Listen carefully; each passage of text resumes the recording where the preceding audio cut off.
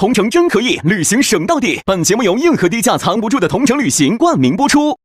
推理真相大白，天猫真香，好物安排。本节目由天猫特约赞助播出。美味曲奇超好吃，有豆才豆，趣多多。本节目由趣多多曲奇行业赞助播出。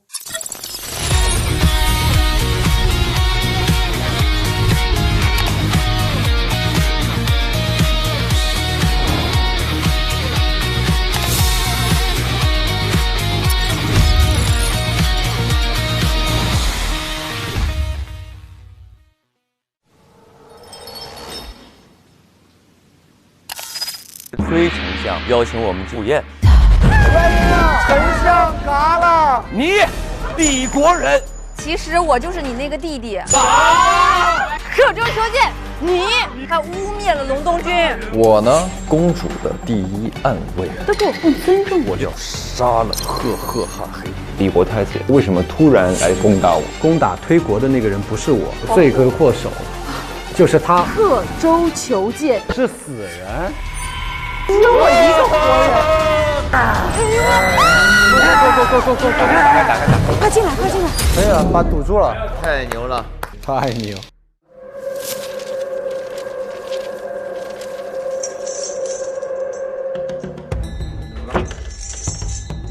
哇，这是什么？哇天嘞！这是到哪儿啊？哇，外边怎么了？烟？你看外面。哎我天哪！这是坟头。问问我。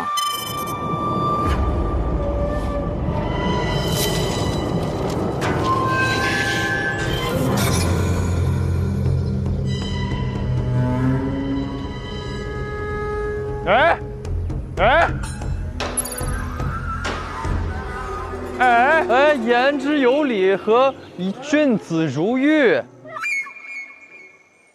你们终成眷属了？可以。哎，蓝 buff 红 buff， 快点！蓝 buff 红 buff， 我刚刚收割一下。师弟，救救我们！姐妹，救命！哇！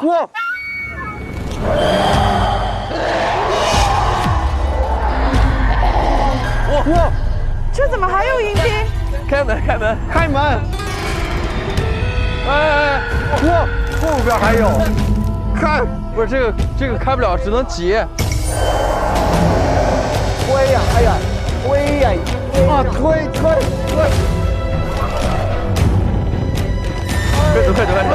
走！哇天哪！师弟快进来，师弟！啊，没事，我习惯了这种场面，习惯了。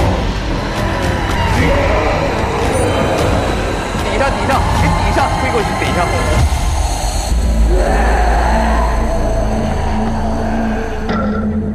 拿我俩抵啊！你们俩先别出来了，增加点重量。救救我，师弟！对啊，先救他俩呀。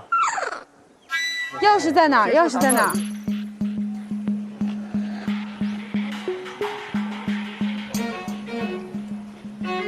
这个簸箕是不是挡板啊？给他们，你们知道钥匙在哪儿吗？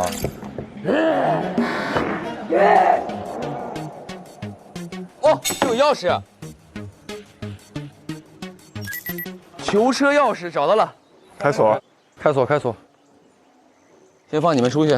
太好了，关了5天，关了5天了，关了5天也没见瘦啊，开心死了吧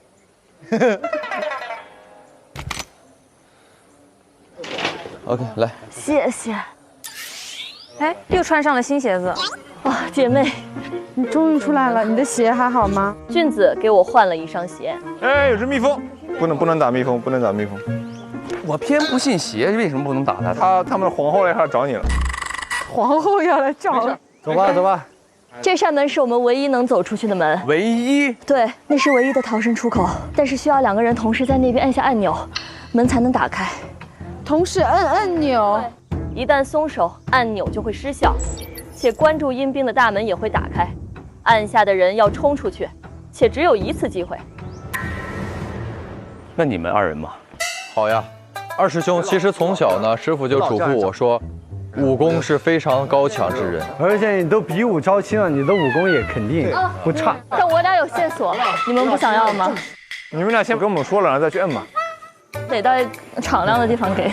看来只有我们2大侍卫才能胜此重任了。只有我们2人啊？对，这一个手一个腿。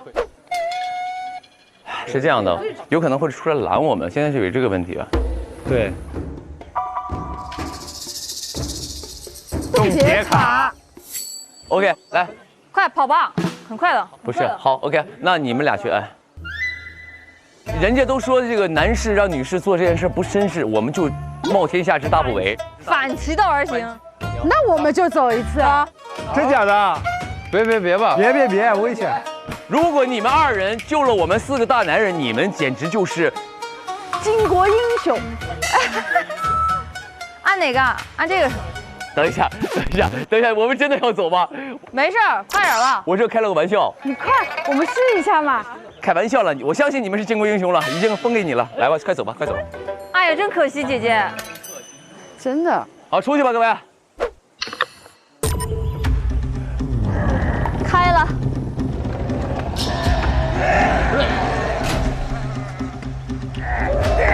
走了吧，哥。来，3、2、1。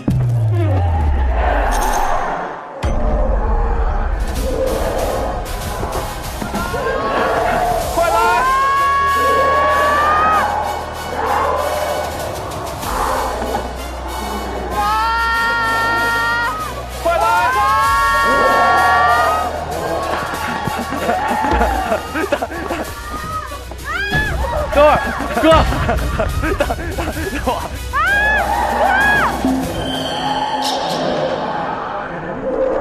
冻结卡，使用冻结卡，3、2、1，冻结卡。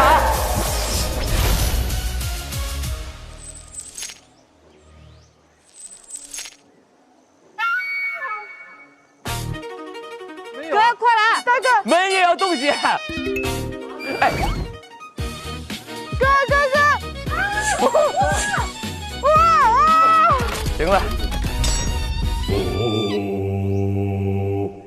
前几天我跟伙伴来这儿救小孩的时候，他们把小孩带去了鬼市，殿后的我一直被关在这里，直到俊子救了我。对，谁抓的他？推丞相，推丞相简直是个大奸臣，他残杀活人，还有某种奇怪的方法控制他们。我以为我出不来了，所以我将此事缝于衣上。给。好，明白了。你们一定要戳穿他的阴谋，还百姓一个公道。二师兄，给我把扇子行吗？妈呀，你的汗！谢谢，给我一把。谢谢。推丞相的小把柄。折扇是在，这个推庄主的这个山庄里边找着的，里边有推丞相的这个大中小把柄，好细细研究，回去看吧。然后还有，哎，这个就不用了吧？这有点味儿啊。呀，这什么呀？你既是千面鹰王的发起人，这个给你也算是物归原主了。只要你说出口令，同城真可以，旅行省到底，就能召唤草棚车。哎呦，这同城旅行可太给力了！那这一下咱们也是有车的人了，是不是？所以说啊，到哪儿都不用腿着去，这出门在外还得是同城旅行。那可不，同城旅行17旅行节现在特别火，同城旅行 APP 搜索“同城真可以”，领完券再订车马客栈，一站式搞定，超省超方便。有了同城这个好搭子，咱们不仅能省，还能少走弯路。那这个可得好好收着了，这同城令牌看着就不一般，而且关键时刻肯定有大用。行，先收着，走，多谢师弟。我们先在此休息一下。你赶紧去结婚吧，赶紧结婚去。你可以找到更好的，相对于他的话。我懂，龟龟我懂。你可以找到更好的，找机会逃跑吧。分手快乐，祝你快乐。我们回客栈讨论一下，看看把柄。刚刚呢，我们救下了君子如玉和言之有理，获得了4个线索。没错。来，由我们的宁波微步读一下。死而复活的他们，在不久后竟突然发狂嘶叫，嘴唇是黑的，脸也腐烂了，身体上也是大片发黑，然后就彻底死了。突然发狂嘶叫，脸也腐烂了。不是他脸咋了？他被烧焦了。这个死状跟推陈相本人的一样。是，他在我们的桌上蹦跶了，发狂了。但刚刚言之有理，是不是说是推陈相弄的这一切？所以我们要看看这个扇子。好的，先从小的起。小把柄写的是：3月1日，推丞相给了我药品残渣，嘱我寻名医研究。名医称药竟能让腐肉相似鲜肉，它有何目的？哦，小孩子吃完身上会溃烂的那个东西，就是这个药。这是推陈主弄的。推陈主用那个恩人，他说恩人给他的那个药，有可能恩人就是推丞相呢。在一个恩主处得一秘药，能让腐坏食材看似新鲜。哦，对。中把柄，3月5日，我背着推丞相偷偷用药做肉羹，竟让孩童病变死亡。5月5日，将加了药材的腐肉制成了包子，偷放到精打细算的客栈，让他背锅。推丞相得知后，竟称赞我，祝他发现了重要秘密，嘱咐我将身死孩童送去他的千机阁。千机阁的位置画出来了。千机阁，推丞相的大把柄。千机阁竟不只有孩童，还有成人。推丞主藏于暗处，见他们被推丞相喂药后杀害，过不久居然死而复生。此后竟力大无穷，百毒不侵，刀枪刺入的伤口也会快速愈合。所以你们现在百毒不侵啦，无需呼吸也能行动自如。千机阁有大量推理狂三国秘报。啊，也就是这个人在制造一些超级战士、超级英雄。嗯。死而复生，力大无穷，百毒不侵。死而复活的他们，在不久后竟突然发狂，然后就彻底死了。哦，所以他是研究了一种药出来，让人吃了之后可能会增强战斗力，但其实会让他们突然死亡。对，所以那些我们看到的那些阴兵，所谓的阴兵，就是吃了他药的那些人。没错。那现在就有一个很大的问题了，也就意味着这个推丞相今天也吃了这个药。那我有一个更大的问题，我们是不是也吃了这个药？当然，否则我们怎么会复活呢？5月5日，将加了药材的腐肉制成了包子，偷放到精打细算的客栈，让他背锅。哦，对，是客栈的包子，我们都吃过。接下来我们要去那个千机阁去看看那里边有什么丞相的秘密。OK。因为千机阁在小河的这个地方，但是我们没有交通工具怎么办？用这个同城真可以，旅行省到底。哦，行嘞，那我们出门召唤，我们前往千机阁出发。Let's go！ 召唤 ，Go Go Go！ 走吧。千机阁走起，我们的小车呢？我已经看到了。哦，在下边。哦，那敞篷车啊！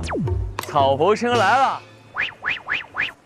来，3、2、1，快！千机阁出发！我到了。走，这就是千机阁对吗，朋友们？没错。你们有人来过这儿吗？没有啊，没有啊。我相信诸位一定有人来过这儿。没有。我天哪！亮的开了，开就开。哎呦，哦，还真的是千机。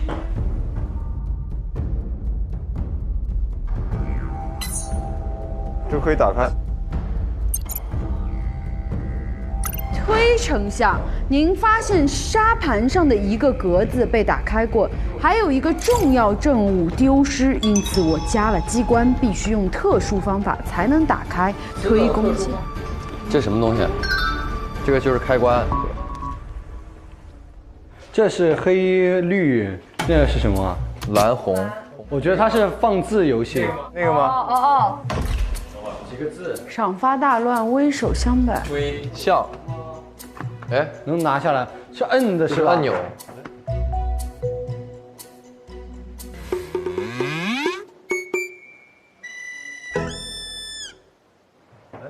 可以拿下来啊，可以拿下来啊。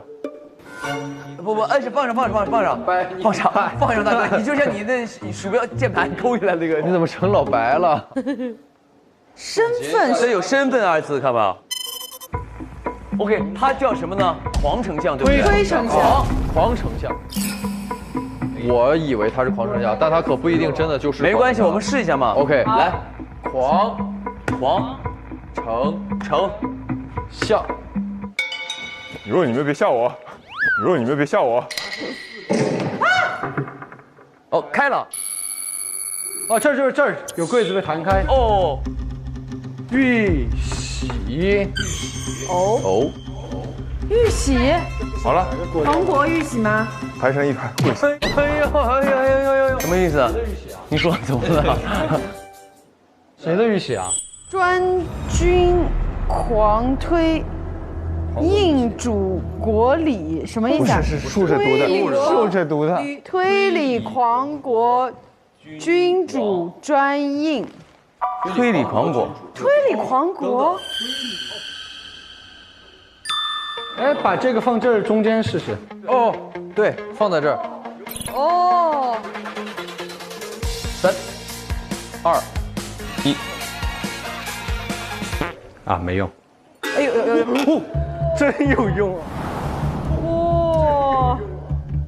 哇！插盘。哇！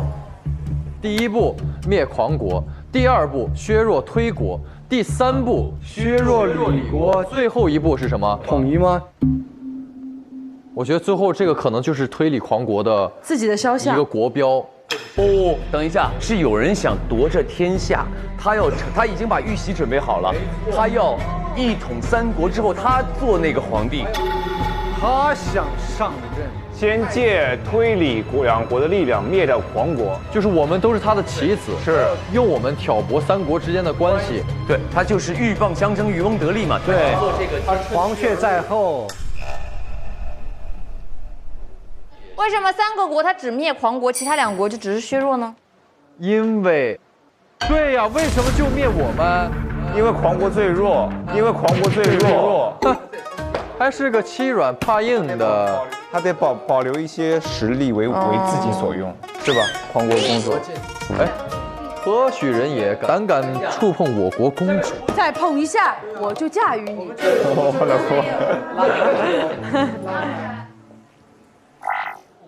下面有抽屉啊？对。对啊，拉开看有没有东西。拉不开。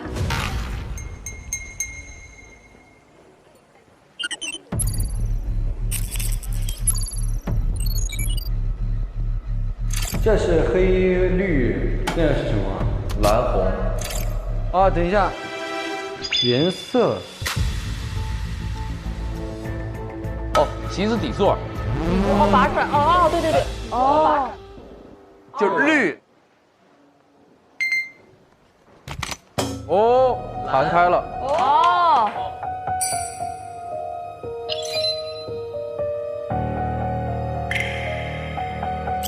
我将狂国布防图赠予推理两国，借两国之手灭掉狂国，得到丞相之位。5月27日，密探来报，公主来死，未死。哦，公主，你这听到我来未？公主未死，人设不倒。有她在，我无法笼络狂国，谭军之军心，必杀之以绝后患。也就是说明了一件事儿，就是咱们说这个推丞相、狂丞相，是对他有杀机的。没错，他想杀公主。不查了，他该死。走。想杀你的人还没有出生呢，公主。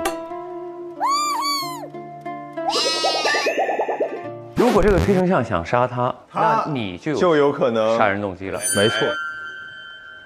OK， 那我们下一个，第二步，利用我的棋子来诬陷隆冬君，还可以12鸟。诬陷推太子叛国。哦，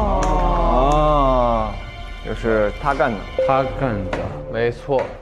那这样我的杀人动机出来了嘛，对吧？没错。利用他的棋子陷害隆冬君嘛，那我就知道了这个黄丞相是幕后主使，这是第一。第二，就说明你俩的杀人动机也出来了，对吧？你知道他是利用了你们两个。我们俩如果看到这个东西，对，主要是你12鸟，没到3鸟。勾结李国假太子，并派我的棋子刺杀真太子。哦，那你的杀人动机也出来了吗？对啊，对对 ，OK。哦，最后一个是非常关键的一位人了啊。好，你看，说关键吗？这是这个字数。好长，找不到，好长。第4步，灭推理国，建立推理狂国，一统江山，称霸天下。好，称霸。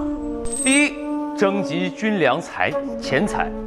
我将隆冬枪借予推庄主，他借此杀了士大门，之后得城主之位，帮我补足军备。第二，夺启德县，号令天下。当年目睹1万隆冬军力战李国30万大军，经调查发现，只因一神奇秘方被东将军藏于枪剑内。我趁乱窃得隆冬枪，现在只需启德剑。第三，打造超强神兵，寻剑无果，只能破解隆冬军所剩的汤药残渣。但隆冬军有克制阴兵之法。为了不影响计划，必须找出隆冬军的旧部，还有隆冬军的少量的旧部生活在这推城之中吗？我前2天真抓到了一个人。最后一个是攻占推城，5月28日拿到了宁波微部的启德舰，隆冬枪启德舰在手，阴兵已有，我只需控制阴兵攻占推城。等一会儿阴兵会攻占。哎，等会儿啊！别怕，公主，莫怕。你这样我也怕。不会的，没事的。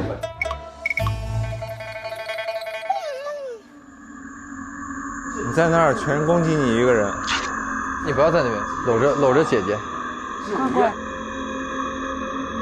我觉得一会儿阴兵会冲进来啊！不是哥，哥几月几号？是5月28号，我的剑丢了嘛？我只需控制阴兵攻占推城，嫁祸李国，挑拨2国开战，并可收余利。今日探子回报，推城、宁波微部、柯州求见，丁天立地，赫赫哈嘿，精打细算，洋洋得意，6人身份特殊。以防万一，必须先安排鸿门宴，解决6人后，才可攻占推城。我就早就知道那个什么片儿，就我们一起干杯那片儿。干杯儿，干杯儿！好嘞，来，行嘞。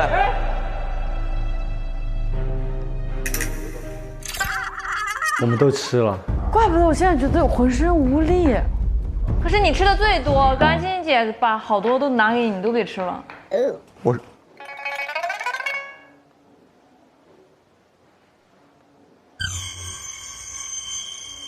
沙盘上的一个格子被打开过，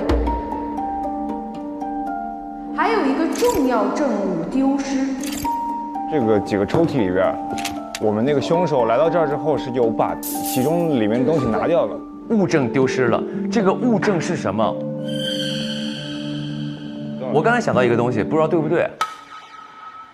玉玺，只有你那儿出现了一个假的玉玺，对不对？没错，对，我自己刻了一个，又要时刻提醒我，这一个祸害我以后要除掉它。哦，对哦，还有可能是你的那个太子印，这样你拿了印回去，你就可以对付你弟弟。我印不对啊，我印被你偷了，你给谁了？我给的就是狂城。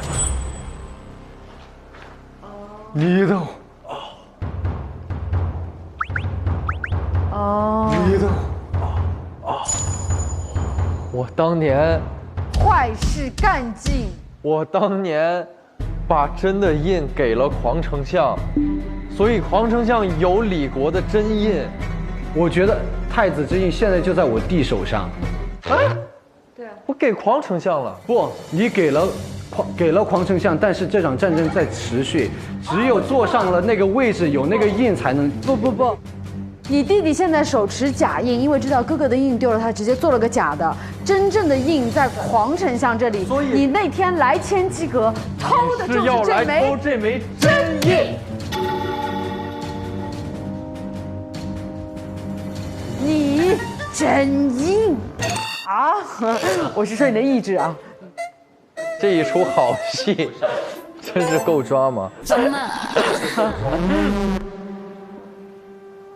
我们3个是绑在一块儿的，因为我们都是跟那个推国和隆冬军相关的。隆冬军被我传过去那封信给诬陷了，传给我那封信的人也是丞相，所以隆冬军相关的嫌疑人，拿他证明他清白的东西。伪造的那个信封是在你那儿找到的。洋洋得意，我在他的房间里发现了这封信。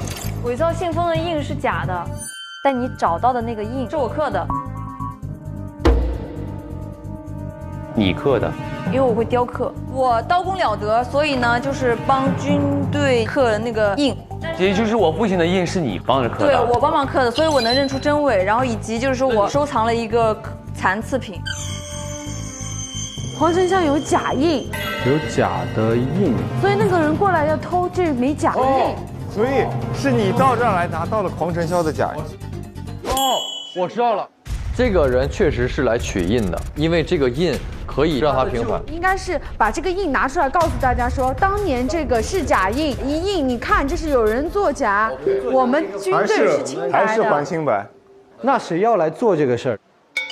我们3个诉求其实是相同的。找到证。那你会要拿什么东西吗？证明身份或者复国、复狂国？在我眼里，除了你，什么都不重要。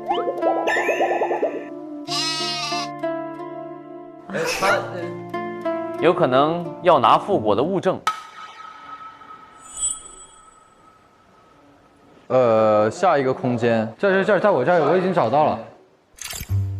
削弱李国。等一下，有个什么东西？灭狂国。找到一个炼药房。哦，我们去看看呗。走吧。走了。开锁。Yes。拉。烧炉子。啊，这里是炼药房。推理狂起居住。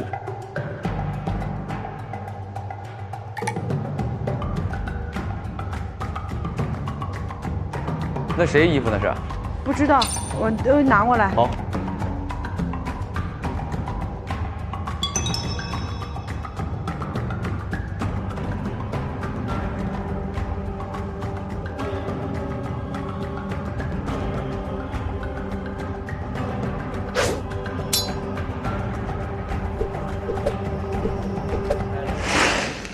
哎，小慢点，它会掉。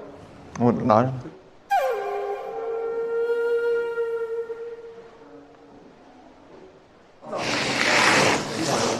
这有那个步骤。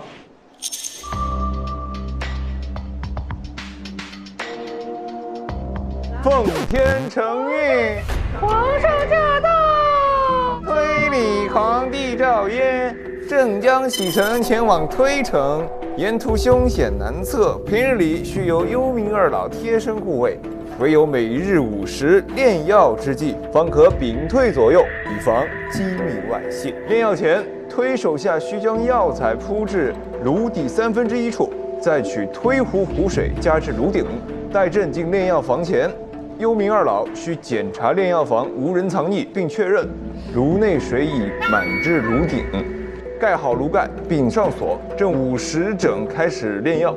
50 OK。炼药3分钟后，需开盖加入特别药粉，此间不可有人打扰。好。等一下，这有个线索哎，推理狂起居住，无事发生。无事发生。无事发生。哎，他说5月30日那天，推理狂弟进入炼药房，但没多久就出来了，脸都湿了，嘴里嘟囔着：“怎么回事啊我？”然后呢，烧炼药炉的柴火不知为何也湿了，无法点燃，因此推理狂弟就直接离开了。哦，就是他那天5月30号来炼丹失败了，因为湿了没有办法起火。怎么会湿呢？有人阻止他。所以5月30号，也就是杀人的那天。30号咱们互相在那儿互杀呢。是30号。还有一个改良配方，改良原配方后可让药性大增。OK。服用者在毙命后可马上复生，2日后发狂，立备于前，用特殊方法可以操纵。若服用未煮熟的药汤，则在毙命后可马上复生，复生整整2天后必发狂而亡。此时唇色乌黑，面容厉腐，身体发黑。所以今天。说明他2天前中了药，对，且也死于2天前。30号，30。来看一下这件衣服。哦，龙袍吗？哦，黑色的龙袍，怪不得会灭国这个人。哎，这上面有股味道。我真没骗你，这上面有一股你的味道，有一股你的味道。啊？因为刚刚抱在我身上。哦 ，sorry。嗨。哦，小狗鼻子真灵。能闻到你的味道？不是，我说你们2个不是今天喷了一样的香水吗？打开衣服兜里看里边袖子什么有没有东西，衣服上是什么东西？对。哦，有绿色的这个印，有绿色，有黑色，发青呢。哦，湿，这个袍子湿了，也就是这个人来去搞湿过这个地方，并且弄上了，对不对？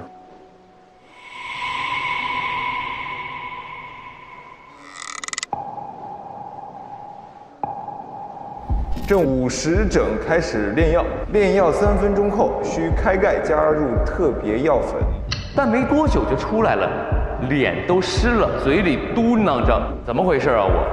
他来过炼丹，然后因为湿了没有办法起火。若服用未煮熟的药，复生整整2天后必发狂而亡。我跟你说，我有个猜想，朋友们是这样的。请说，哥哥。其实这个炉子里是可以藏人的。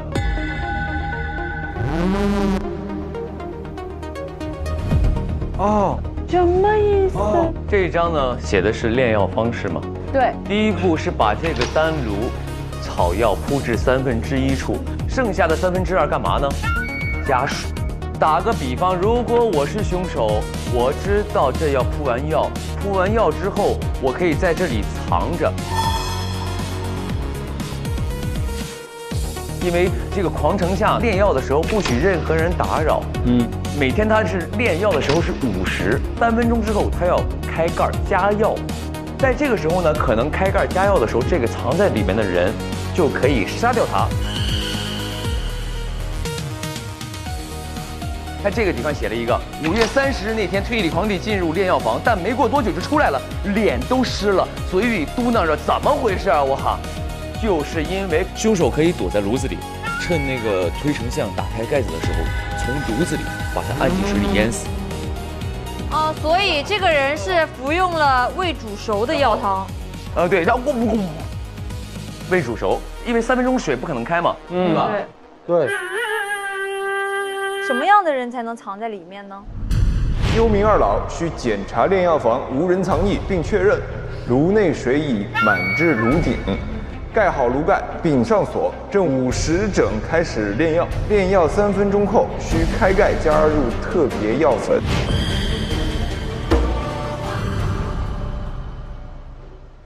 等一下，这什么玩意儿？哎，这是等一下，这是个柜子吗？这可以看。隆冬枪和启德剑。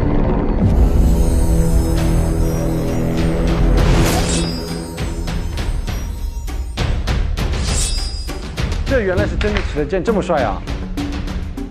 哦，哇，有点帅。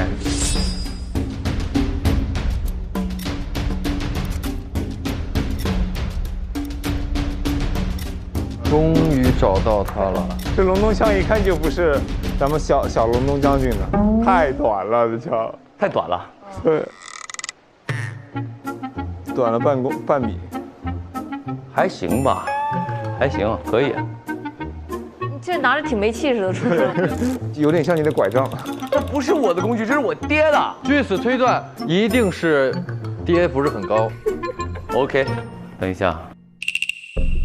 经调查发现，只因一神奇秘方被东将军藏于枪剑内。他是有一个神奇秘方藏于枪和剑之内。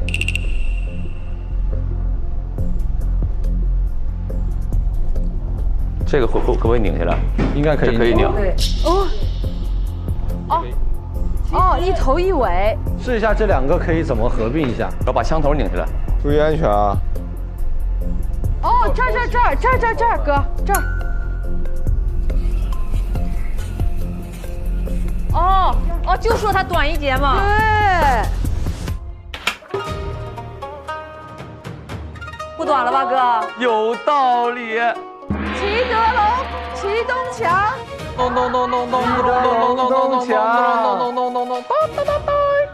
哎，现在对味儿了，哥。他真相大白，他爸不矮。哎，这个好像他说的是对的，真的短一块儿，但这有点太长了。这才有大将之风。没错，对，有点太帅吧。等一下，我看看能不能放进去啊。这2者合并能吗？应该是正好的。这盒子放到里面，哇，刚刚好，刚刚好哦。哎，哦，哎，等一下，出了一个密信。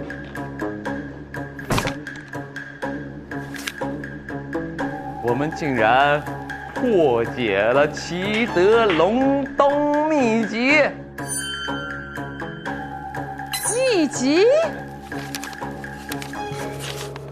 今日被30万李军困于推城之外，我隆冬唯有1万血肉之躯，我固之可退。然百姓无辜，若不战，百姓必遭劫难。东某已至绝路，唯有最后一法。大门与我同游时得一秘方，生前吞服，可在死后复活10日。复活时，身上所有的伤口都会消失，且会失去死亡时的即时记忆。复活后会百毒不侵，力大无形，刀枪刺入的伤口也会快速愈合。我2人称其名为齐德隆冬汤。然忧此阴毒之方，现世为祸，便将其永埋于心，而今为此汤可破局。未曾想我隆冬儿郎均主动喝下，无一人未战，无一人俱死。今日之后，我隆冬一帮阴魂将同作阴兵，同泽同袍，死战10日，共守山河。为留火种，我勒令瞒住20岁以下的新兵，并让大门将他们送至推城。这次我把宁儿和一众隆冬儿郎就这样甩给你，我知你又会骂我没良心，但谁让茫茫天地我只信你呢？我此生许百姓，在南许家许兄弟。哦，来世吧，我还带你去断壁残垣上喝酒，去荒烟蔓草里下棋。今日我先走了，若此书有朝一日得见天日，烦请来人告知东某。如今是何年月？天下可太平，苍生可安宁，隆冬就在天地间，我们都能听到。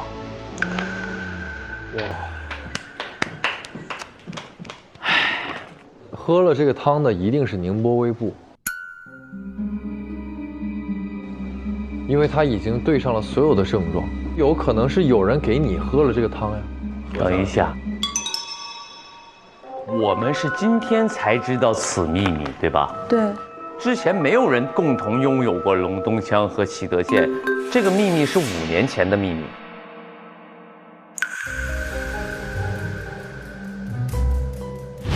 推丞相给了我药品残渣，嘱我寻名医研究。名医称药竟能让腐肉相似鲜肉。哦，但是小孩子吃完身上会溃烂的那个东西。哦，没错，我知道了，就是我之前是因为那个推城主给小朋友下毒，他下的毒其实就是这种药。就是可以让腐肉变成新鲜的，所以我在试毒的过程当中服下了这个药，也就是无意当中其实拥有了死而不生的这个奇德隆冬汤的功效。对，别让那个隆冬军叛军跑了，抓住他！好了，什么？叛军跑了？什么东西？别让隆冬军的叛军跑了！我奇德隆冬。快追！别让那个隆冬军叛军跑了！好。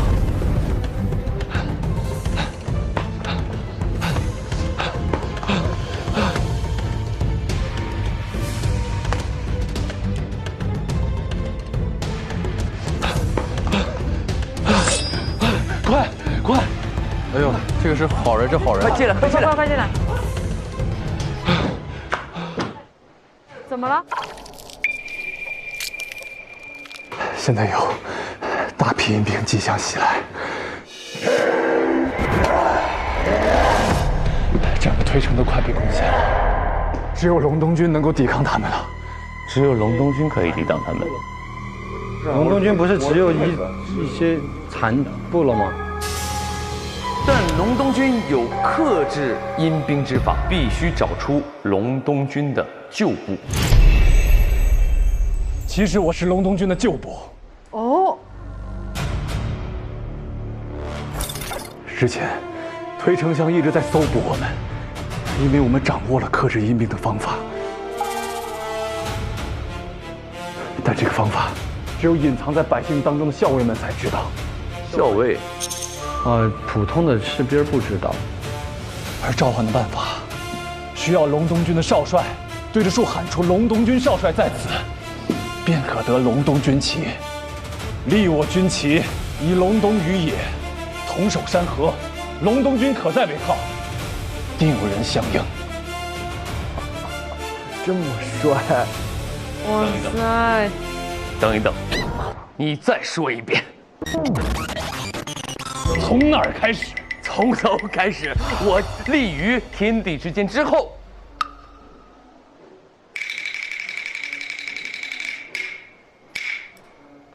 需要隆冬军少帅对着一棵树喊出什么树？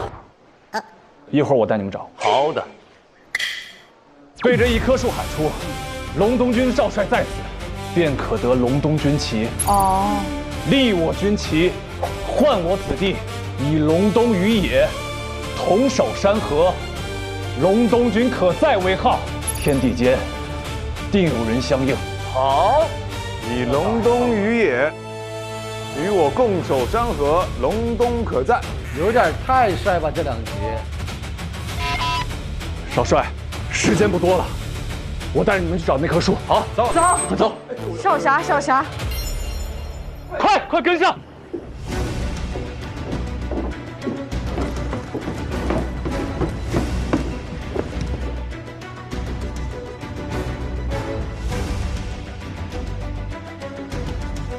就是那儿，哪儿？哦，这不是我们那个，哎，这是我们昨天拜过的树。有福同享，有难同当。快，少帅！隆冬军少帅在此，隆冬军少帅在此。哇，我们去拿，少帅等着。少帅，哎，我们要一个个递，就是你懂吗？我们有一排。哦，对对对。哦，什么东西？哦，给少帅。少帅，传奇，少帅。少帅，给少帅。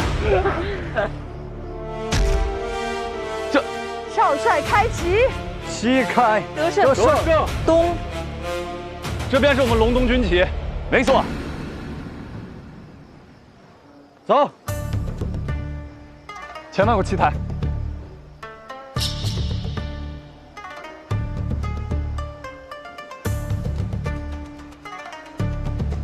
哇，一看就是上阵杀敌的料。对，来上来，来，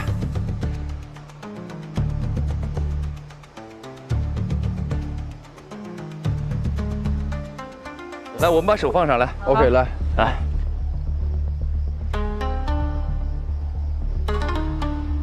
准备好了吗，兄弟们？好，来，3、2、1，隆冬于野，同守山河，隆冬军可在。隆冬于野，同守山河，隆冬军可在。隆冬军可在。隆冬军可在。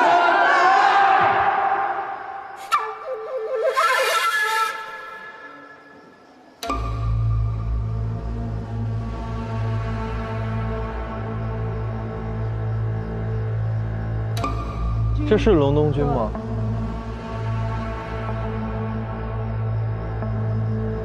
隆冬军！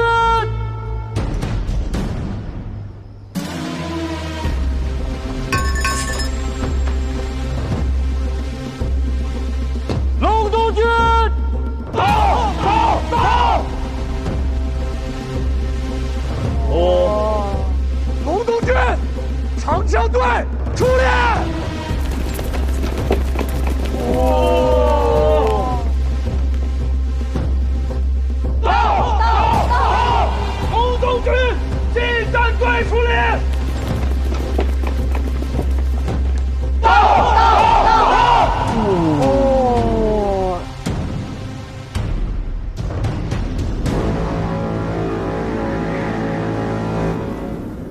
有点感人哎，有点想。哎呦，我看不得这种，有点感动。诸位，将军当年得到此诡异秘方时，就已经想好了应对之策，并在对面摆好了可以消灭阴兵的炸弹。各位需要做的是，按照一定的节奏，敲击战鼓，引导隆冬军找到，并且引爆炸弹消灭阴兵。好，好，没问题，来吧。来吧，我们战鼓响了啊！战鼓响！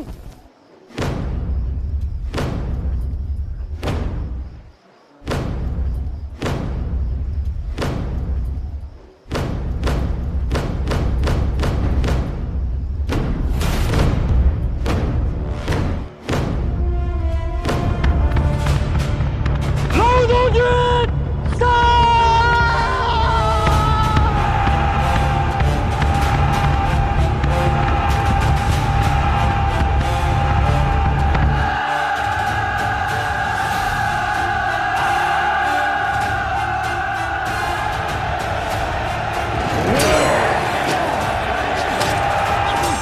我隆冬儿郎无一人未战，无一人俱死。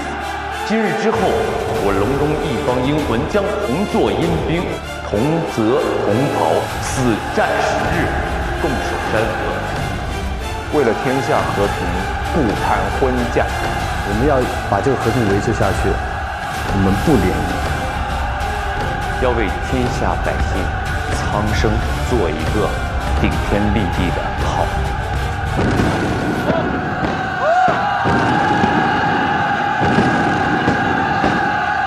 报告，隆冬军大捷！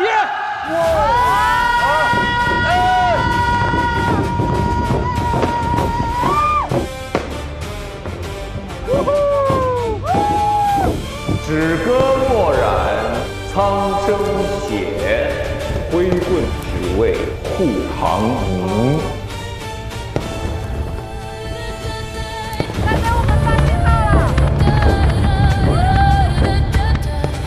我们成功了！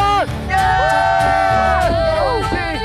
隆冬军，隆冬军，隆冬军，隆冬军。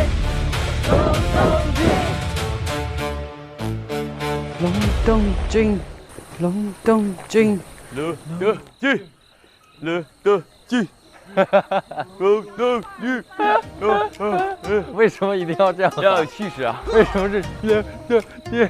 如果是这样，隆冬军，这就没有气势嘛。隆冬军，隆冬军，这样显得人多，这样一喊起来。OK。上微博进入开始推理吧话题页，一起揭开副本真相。这什么？悬赏。悬赏。 5月30日午时，养花人施西域奇花一枝，此花白瓣金边，每日卯时4刻方开，晨出合拢。花开后异香绕梁，香味可持续3个时辰。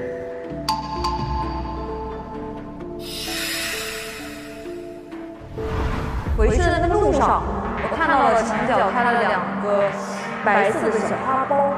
但是在路上我看到了3朵小花苞，我看到小花苞，你有看到花苞吗？好像有。这个时间线我已经想到怎么盘了。我就来写你们的花就可以了。丁，你那天早上3朵，是3朵花，有香味吗？有香味。 OK。然后下一个鹤，我看到了3朵盛开的鲜花，有香味吗？ 有香味，有香味。我看到2个花骨朵，有香味吗？没有。柯是3朵有香味，我是3朵骨朵，有香味吗？没有。OK， 来说一下这个花的时间线啊。这个花的时间线是这样的，他说早上6点的时候，花是3朵开的，这是它的初始状态。早6。对，早上6点。然后呢，到7点它就合拢了。 花开后异香绕梁，就等于从6点开始就有香味。7点之后合拢也有香味。对，7点之后合拢也有香味。所以首先，它这个时间能够确认是6点，对吧？早6第1。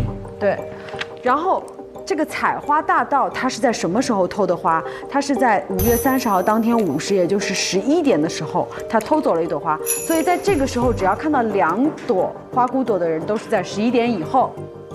然后他说，这个香味呢，持续3个时辰，也就是6个小时。就是看到2朵花无香的这个人，一定是在12点以后。这个有3朵花骨朵有香味的，应该是在11点以前。嗯，11点有香啊。那为什么您有3个花骨朵也能看到无香啊？那就6点之前嘛。 6点之前不开无香，啊，对，6点之前。所以柯和丁的时间是没有办法确认先后的，对不对？对。OK， 行，这个先放这儿。就是现在有一个很大的问题，就是他是如何死在那儿的呢？刚才你已经推出来了，哥，就是在那个药房的时候，对，这个丞相在5月30日他去炼药的时候，对，被那个埋伏在药房里的凶手拉进炼药炉溺亡了，然后误食了这个药剂。那么这个药剂的死亡方法呢，就是在他接触到这个药剂之后，2日之后，他会开始毒发癫狂致死亡，没错，浑身会开始溃烂。也就是说，凶手其实行凶的日子是5月30号。对。那盘这个时间线的逻辑，其实是希望我们知道5月30号的时候，谁有时间去炼药房？他是5时开始炼药嘛？11点他要屏退左右，然后看。这样啊，也就是这个凶手想要杀他，提前藏在那个炼药炉里边，要在11点之前进去。那么，首先他第一需要知道的一定是丞相会在11点钟去到药房炼药，对不对？对，他得掌握这个信息。他如何掌握这个信息呢？他得去过千机阁。他得去过千机阁，没错。刚才其实有一个很关键的地方，我没有在盘，就是3把扇子小中大把柄被发现于侠义山庄。折扇是在这个推庄主的这个山庄里边找到的。那么我们每一个人都出现在过侠义山庄。赫赫哈嘿，顶天立地，洋洋得意，刻舟求剑，草席一卷，埋于天下。也就代表我们每一个人都有可能发现过这个把柄。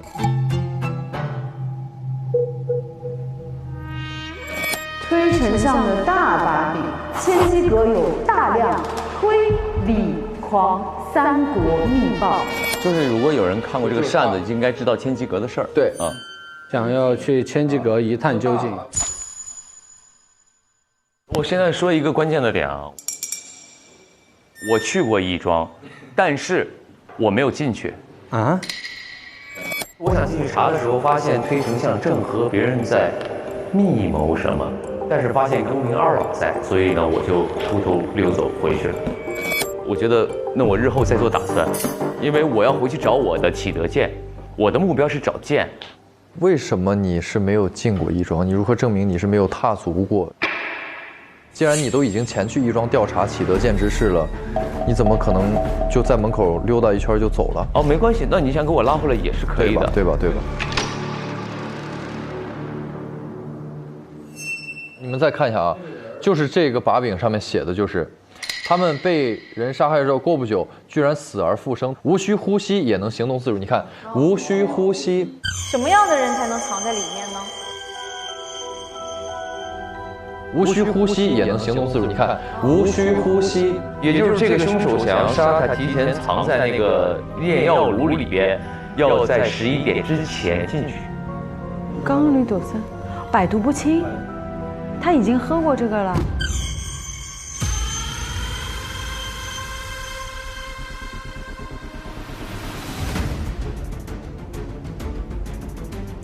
哦，无需呼吸，说明这个人可以在水里待着，并且可以百毒不侵。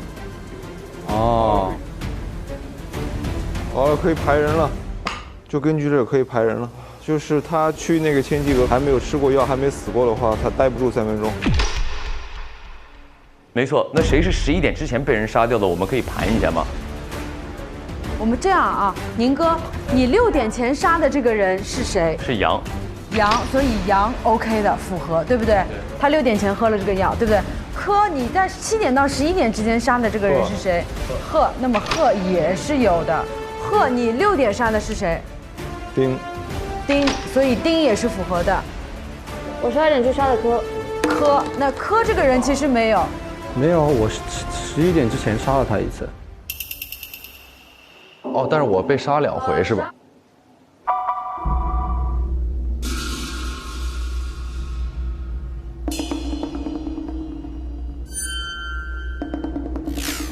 这个毒体质越强，死的越慢。哦，我是用的那个毒针，毒针体质越好，进毒越慢，所以它有可能一直没有。那很有可能我就没死。那么柯绝对是先排掉了，他11点之前不可能死。Nice。排掉一个，现在是4选1。那么我正式化身为推探，此刻。OK。我我现在觉得贺的时间可能比较弱一点，是因为柯杀他的时间是7点到11点，这个时间就很不够，你懂吧？你肯定要比6点前和6点被杀的人的嫌疑来的小吧？对，我可能是10点杀的贺，贺醒来之后即便是他发现了这个扇子，他也可能只有1个小时不到的时间去千机阁先调查东西，拿走东西，躲到药缸，这一系列的行为，对不对？他的嫌疑会小一点。OK， 这是第一个，第二是凶手会拿走什么信物？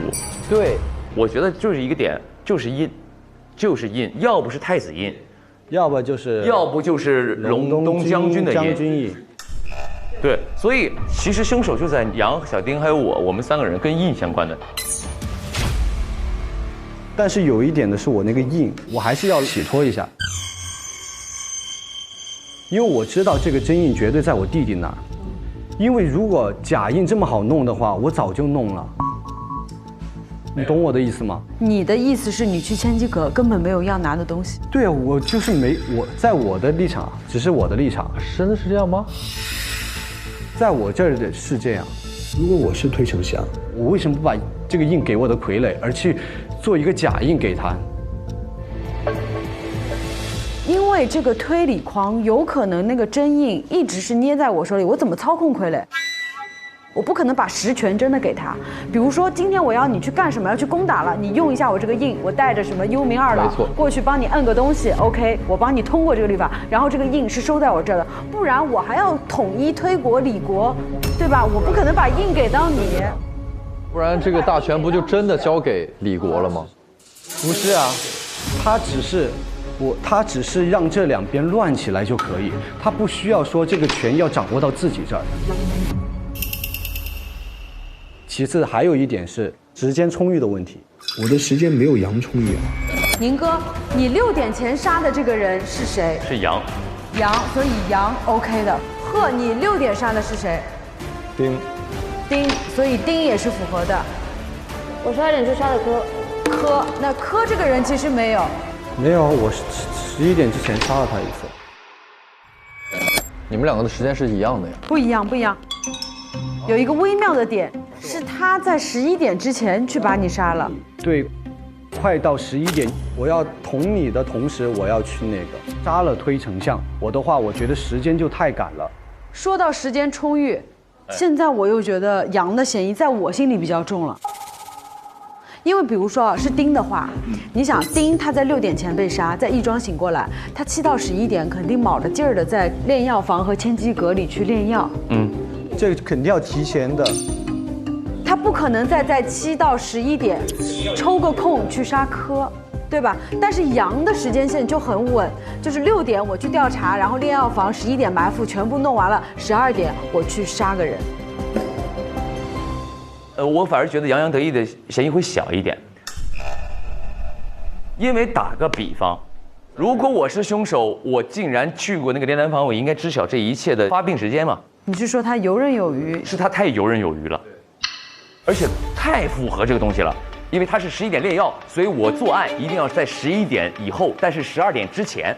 然后呢，就太顺于他的12点，正好我说我杀了这个人之后，我卡着12点，然后我再去杀柯，对吧？我觉得他是太符合了，你懂吗？你是就是另外一种思维，反而这么做，对，太顺了。我反倒是觉得，如果说这几个嫌疑人里面谁的时间最充足的话，那一定是宁，因为他是最早。他都不用这3个把柄，他根本对，他都不需要这个。他是最早和侠义山庄首先有关，最早获得这个所有的身枪体装 buff， 也不被这个什么死亡时间所束缚的一个人，对不对？是的，有这个可能，有这个可能。哦，那如果是那样的话，我干嘛要杀他呀？既然知道了丞相一切的东西，如果我找到的那个印，我为什么要杀他呀？是想一个问题，你看啊，是这个问题。就比如说我在去到千机阁之前，是不是我不知道这一切都是狂丞相指使的？当然。那我在去这之前，我想杀的这个人可能是我们其中的一个人，我是对他有误会的。就比如说我跟他之间，我如果在去千机阁之前，我是不知道原来我们这一切是有个狂丞相在作祟。是的。但是我去到千机阁之后，我就会发现，是狂丞相指使这一切，我跟他的恩怨就已经消掉了。消了，我只用杀狂丞相。我们按照这条思路去想，就是有些人去了千机阁，发现幕后指使是狂丞相之后，他依然会去选择杀掉我之前恨的那个人，是为什么？是因为那个人在我心里面，他跟狂丞相是一对的。当时袭杀我和最后让两国交战的罪魁祸首，就是他，我要杀了他。他是推国的大人物，他伪造了隆冬君的密函呈于皇上，他污蔑了隆冬君。是哦。没错，我跟你说，其实他俩都具备犯案条件。为什么？我先说杨，他去到那个房间里，第一，他知道那个印的事儿是当年丞相诬陷了隆冬君，因为他是隆冬君之一，他污蔑了隆冬君。那他知道真相之后，要不要杀柯呢？要，因为当年是他送的信。没错。OK， 第二是他是什么呢？他也是，这就为什么这两个人杀的都是我，因为他们都恨狂国的这个我。当时袭杀我，让两国交战的罪魁祸首就是他。他本身就是要杀他，因为杀他也是没毛病，因为他砍了他一次，他也知道当年又抢了他的印，也抢了我的印，所以他俩的最后结果都是要杀他。没错，没错，没错，我就是这意思。行行，我直接投了。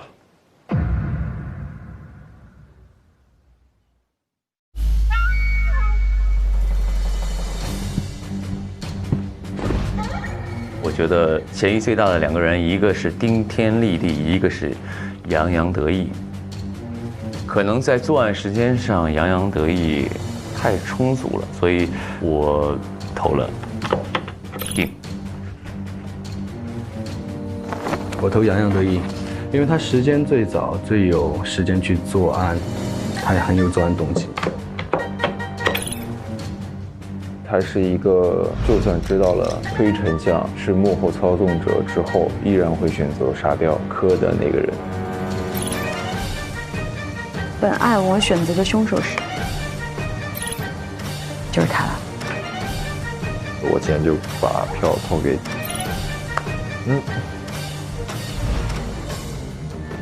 这是我要投的。OK。来吧，旅行不用推理，同城省到心里。接下来进入同城旅行真相揭晓时刻。在今天的案件中，嫌疑人有柯州求见、宁波微步、赫赫哈嘿、顶天立地、洋洋得意。经过推理，共有2位嫌疑人获得票数。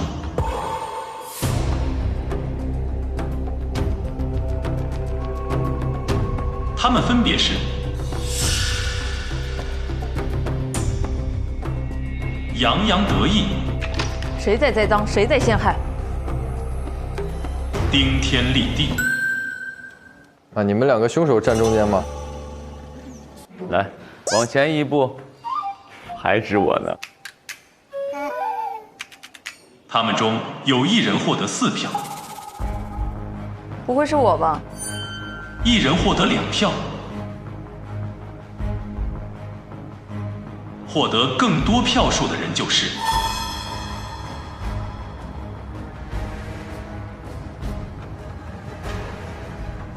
顶天立地。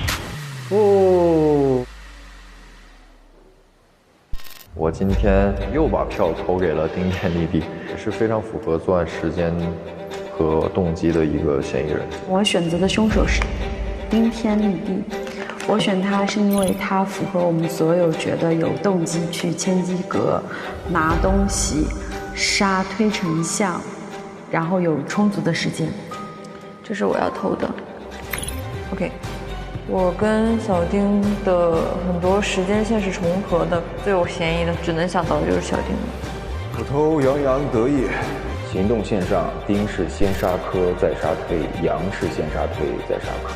我觉得他应该是在12点之前就已经知道了推神将是坏蛋，并且完成了一系列的进丹药啊那些操作，再去科的旁边把科再杀了一次。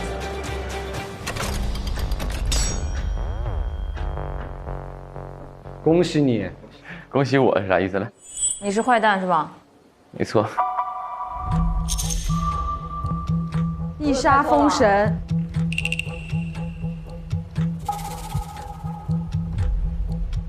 会不会猜错呢？你们且等着吧。大家是否锁凶成功呢？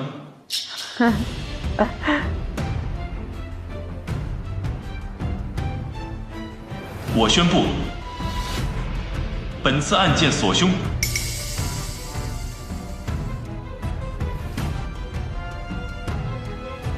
成功。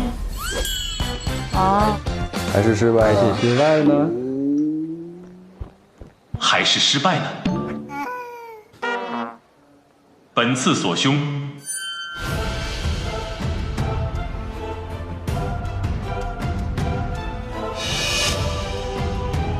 成功。哎，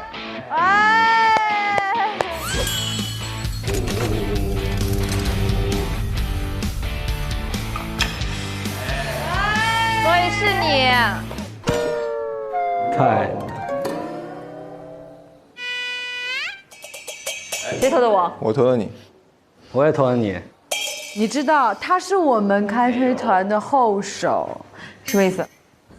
我们就怕万一有一个新人来了，让他零票逃脱，为了大局。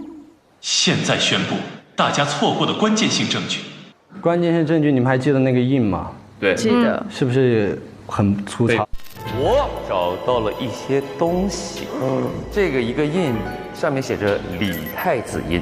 你把那个拆开，应该是个真印。还有可能是你的那个太子印，这样你拿了印回去，你就可以对付你弟弟。哦，这谁敢弄啊？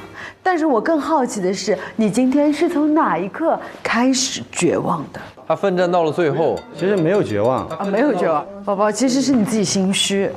你要把自己当做真的不是，你就说哇，凶手也还教别人呢？你上来就说。我告诉你，我为什么锁他？我可以跟大家说我的心路历程。我为什么锁了他？因为你怀疑他。现在我又觉得杨的嫌疑在我心里比较重了。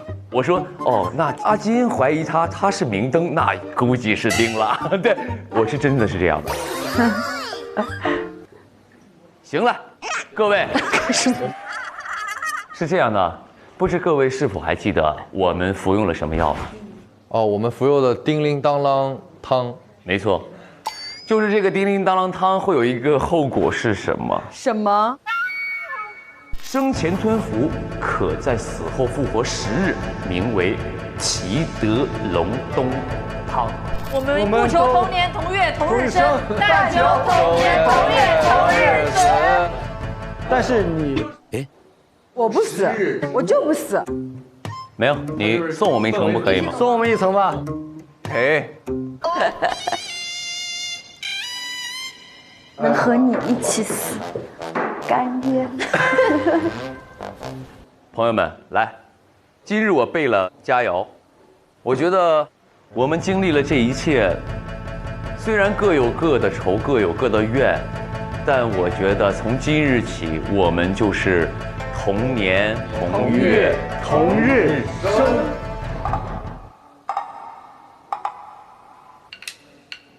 不求同年同月同日生，不求同年同月，但我们注定要同年同月同期死。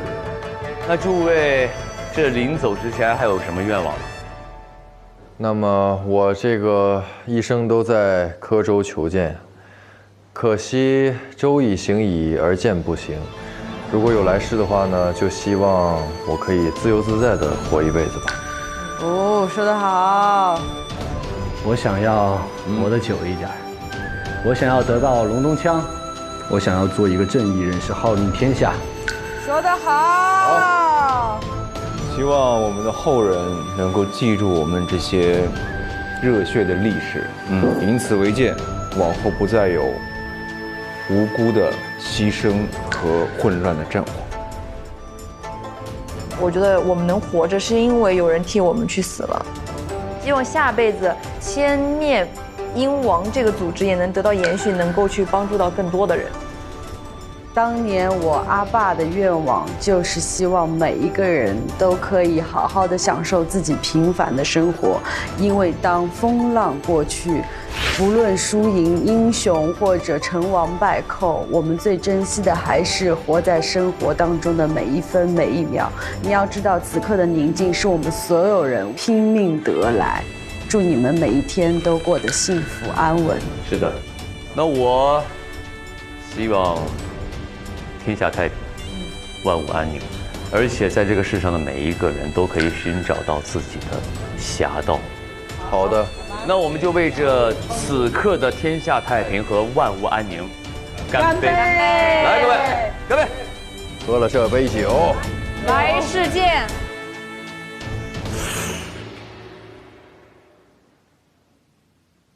上微博参与开始推理吧话题讨论，解锁独家副本花絮，探索游戏隐藏设定。上微博参与开始推理吧观后感话题讨论，分享推门游戏攻略，赢福利。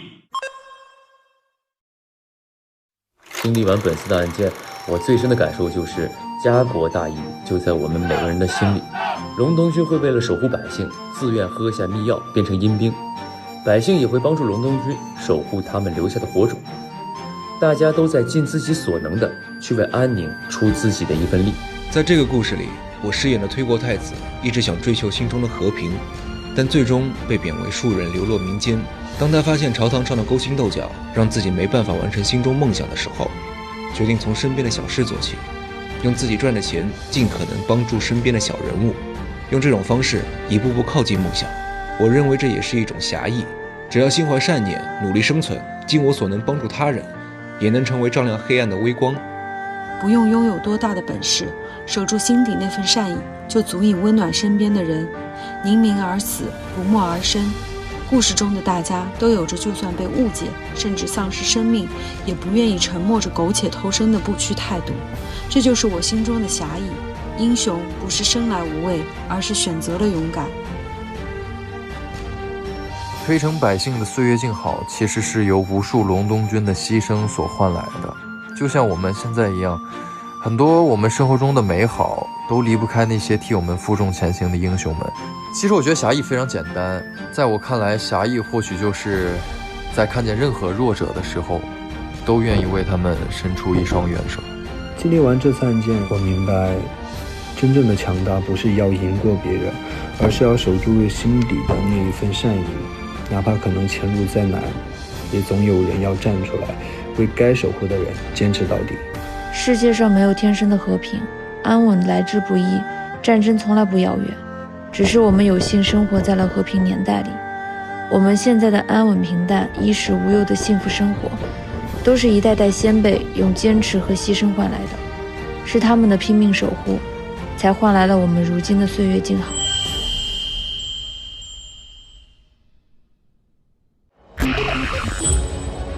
你是哪儿啊？放我们出去！你是哪个？喝粥求见啊！啊？是谁啊？你们俩演戏呢，在这。他们是不是疯了？你们不认识我吗？你知道现在是什么时代？260年，现在是2026年。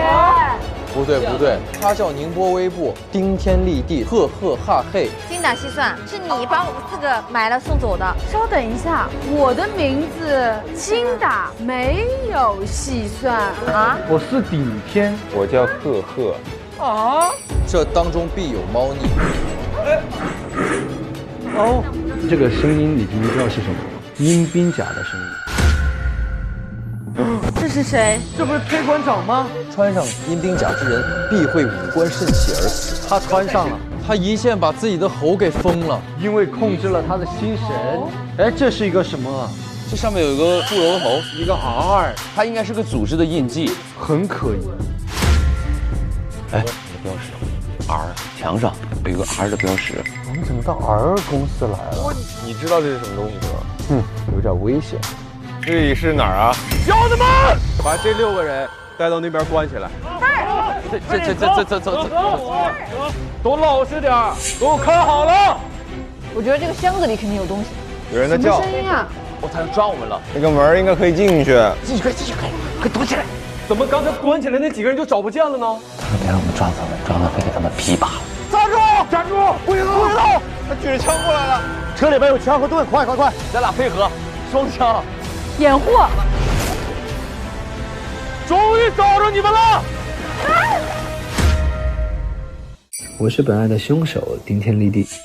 当我意识到我可能是死而复生的活死人后，我立马去杀了刻舟求剑，又想到了推庄主说的千机阁有许多推理狂三国的密报，我想去看看，于是我来到了千机阁。你是波斯王子啊？等一下你就知道了。哎呦，你今天这个不错啊，很高贵。哎呦，怎么了？还怕蝴蝶啊？是蝙蝠。研究一下怎么打呀？就只打这个吧，这个最小的。不要往下走，往上。哇，这挺累的。你有按摩卡吗？下次见到一个很厉害的 NPC， 给我按摩。那没事，先爽再说。来啦！你肯定很想吃这个，这不是小宝宝吃的吗？你比我小。我真的是从妹妹变成姐姐了呢。我已经混到一个节目里年纪最大的人了，你。哎，你跟金不差不多吗？她也是妹妹，她也妹妹，都是妹妹，都是妹妹的感觉。为什么不知道怎么说？先点燃9支仙女棒代替。喜欢你说不出口。不一定要许多钻石黄金，一天一天贴近你的心。好想跟你表白。正片 SVIP 每周3、周4 12点更新 ，VIP 次日12点更新，会员抢先看1周。每周2、12点副本解锁中，提前解锁角色高能时刻。每周4、12点副本存档中，一起还原案件真相。每周5、12点推门万事屋，加更开推团的日常，推门居民幕后采访，了解更多玩家幕后精彩瞬间。每周6、12点推门玩家彩蛋，捕捉玩家更多精彩时刻。每周日12点推门花絮连看，持续解锁正片之外的隐藏惊喜。每周日、周一预告抢先看，更有推门补给站、推门直播大赏。本周日掉落，全员开启干饭唠嗑模式。同城真可以，旅行省到底。本节目由硬核低价藏不住的同城旅行冠名播出。推理真相大白，天猫真香好物安排。本节目由天猫特约赞助播出。美味曲奇超好吃，有豆才豆趣多多。本节目由趣多多曲奇行业赞助播出。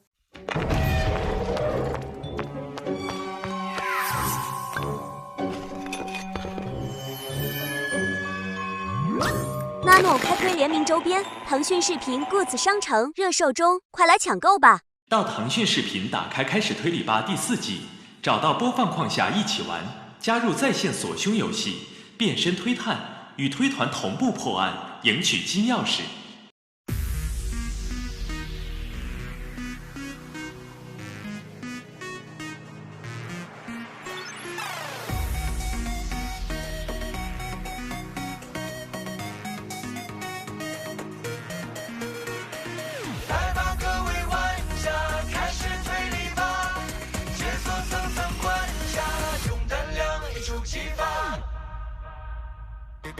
夜色习惯演绎，推是视线密距离，人慌的音序，暗潮无声才有意。风声起，脚步急，乱世藏进隐隐去，真相隐无声的夜里无痕迹。秘密心藏着爱，建立这道题，残期继续。上微博参与开始推理吧话题讨论，分享你的闯关思路。更多节目精彩资讯尽在新浪娱乐、微博综艺、新浪综艺独家中文百科合作平台百度百科。上百度搜索开始推理吧，精彩内容尽在百度百科。上新浪新闻客户端搜开始推理吧，看节目更多精彩内容。界面新闻与美好价值创造者同行。感谢丽丽城传媒、腾讯视频 TV 版、极光 TV 同步播出，大屏观看更畅快。关注腾讯视频 SVIP 微信公众号，获取更多追剧资讯，领取 SVIP 优惠。搜开推4特惠开会员，抢先开推，更可解锁精品花絮。Jump 来了，腾讯视频会员新品，年轻人的专属。